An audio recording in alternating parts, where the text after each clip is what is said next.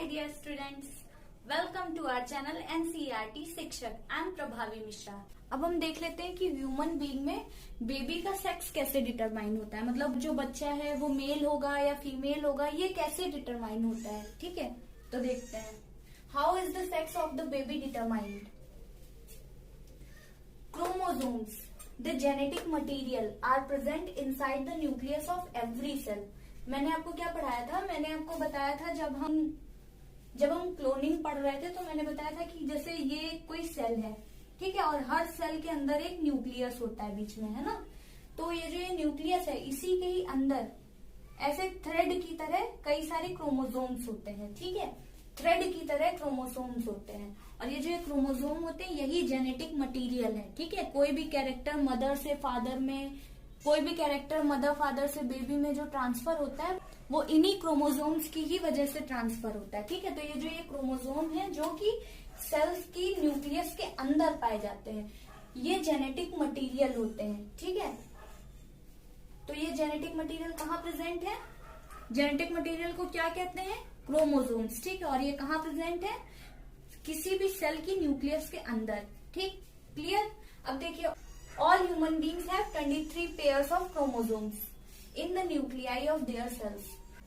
जितने भी human being हैं उन सब के अंदर कितने क्रोमोसोम्स होते हैं?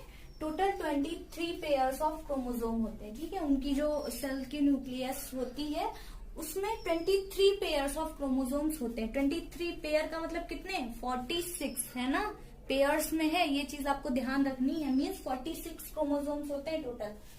Out of this 1 pair are sex chromosomes.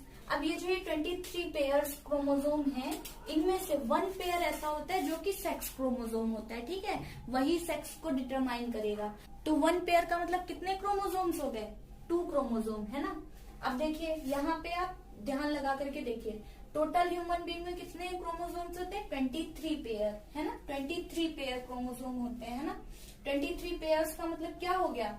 Pairs 23 pairs का मतलब क्या हो गया? टोटल 46 क्रोमोसोम्स होते हैं, है ना। और उसमें से क्या बताया मैंने कि 1 पेयर जो होता है इन 23 से, वो 1 पेयर होता है सेक्स क्रोमोसोम। तो यानी 22 ये सेक्स क्रोमोसोम्स नहीं है, प्लस 1, है ना, और पेयर, ये पेयर में देख रहा है, तो 1 पेयर क्या हो गया? सेक्स क्रोमोसोम हो गया। अब इसका मतलब क्या हुआ? इसका मतलब 44 क्रोमोसोम्स ऐसे ही होते हैं, और जो 2 क्रोमोसोम्स होते हैं वो सेक्स क्रोमोसोम्स होते हैं, है ना। समझ में आ गया? क्लियर? फिर से मैं बता दे रही हूँ, टोटल 23 पेयर्स क्रोमोसोम होते हैं ह्यूमन बीइंग में, यानी 46 क्रोमोसोम्स। ठीक है, उसमें से 1 पेयर जो क्रोमोसोम होता है वो सेक्स क्रोमोसोम होता है। 1 पेयर का मतलब 2 क्रोमोसोम सेक्स क्रोमोसोम होता है, और बाकी के जो 44 क्रोमोसोम्स होते हैं वो अदर कैरेक्टर्स को डिटरमाइन करते हैं। ठीक है, तो देखिए, female has 2 X chromosomes while a male has 1 X and 1 Y chromosome. मैंने यहाँ पे क्या बताया कि 1 पेयर सेक्स क्रोमोसोम होता है ना, 1 पेयर का मतलब 2 क्रोमोसोम। तो देखिए, ये जो 2 क्रोमोसोम है इनमें से फीमेल में वो दोनों एक्स एक्स ही होते हैं। ठीक है, एक्स क्रोमोसोम होते हैं। मेल में क्या होता है? मेल में उन 2 में से एक होगा एक्स क्रोमोसोम और एक होता है वाई क्रोमोसोम। ठीक, clear? The sex chromosome of the father determine the sex of an unborn baby. मैं आपको ये अगली स्लाइड में बताऊंगी कि कैसे जो बच्चे का जो सेक्स होता है वो डिटरमाइन कौन करता है? वो फादर के क्रोमोसोम की वजह से डिटरमाइन होता है ना। जो अनबॉर्न बेबी होता है उसका जो सेक्स की वो मेल होगा या फीमेल होगा, ये कौन डिटरमाइन कर रहा है? फादर का क्रोमोसोम डिटरमाइन कर रहा है ना। क्यों? क्योंकि मदर के पास तो दोनों एक्स है ना। अलग किसके पास है? फादर के पास। फादर के पास एक एक्स है और एक वाई है, यानी जो भी वेरिएशन लाएगा वो कौन लाएगा? फादर का क्रोमोसोम। लेकिन हमारी सोसाइटी जो है वो हमेशा मदर को ही ब्लेम करती है कि अगर गर्ल चाइल्ड हो गया तो इस चीज के लिए। और गर्ल चाइल्ड होना कोई खराबी नहीं है, लेकिन हमारी सोसाइटी में पहले तो जैसे ही गर्ल चाइल्ड होती थी तो उसे गर्भ में ही उसको मार देते थे, तो जो कि एक बहुत बड़ी कुरीति थी। हालांकि अब इस पे काफी हद तक रोक लग गई है, ये पूरी तरीके से इलीगल है। गर्भ में बच्चे का सेक्स पता करना ये भी पूरी तरीके से गैर कानूनी है, ये चीजें बंद हो गई हैं। लेकिन अब भी कई जगहों पे ऐसा है, कुछ सोसाइटीज ऐसी हैं कि जहां भी जब गर्ल बर्थ लेती है तो लोगों का चेहरा लटक जाता है, जबकि ऐसा बिल्कुल भी नहीं है। गर्ल्स भी आज देखिए कितनी तरक्की कर रही, कितनी आगे है ना, पेरेंट्स का नाम रोशन कर रही हैं। हमारी देश की तरक्की में गर्ल्स का बहुत बड़ा योगदान है। और किसी भी सोसाइटी के लिए जितनी जरूरी बॉयज की संख्या है उतना ही जरूरी गर्ल्स भी हैं, है ना। तो अब तो आपको ये चीज क्लियर हो गई। तो कभी भी गर्ल चाइल्ड के लिए मदर जिम्मेदार नहीं होती है, ठीक है। अब देखिए ये है मदर, ठीक है, ये है फादर।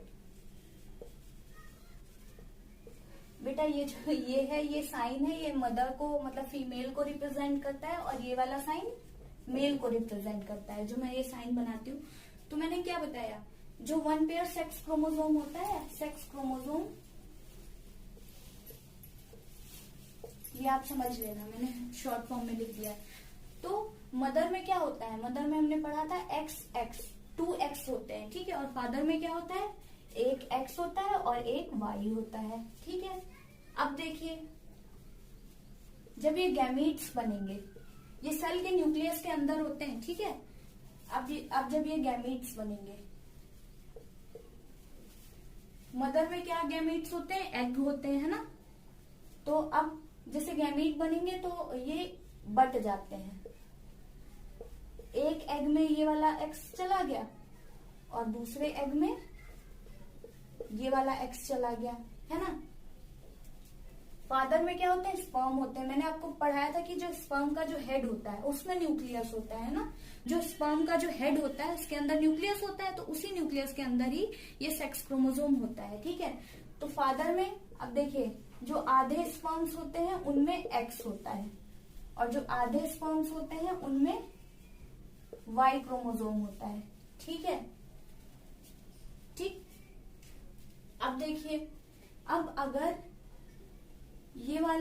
इस वाले एग को अगर ये वाला स्पर्म फर्टिलाइज कर रहा है, इस वाले एग को अगर ये वाला स्पर्म फर्टिलाइज करेगा, तो जो जाइगोट होगा उसमें 2X आ गया है ना।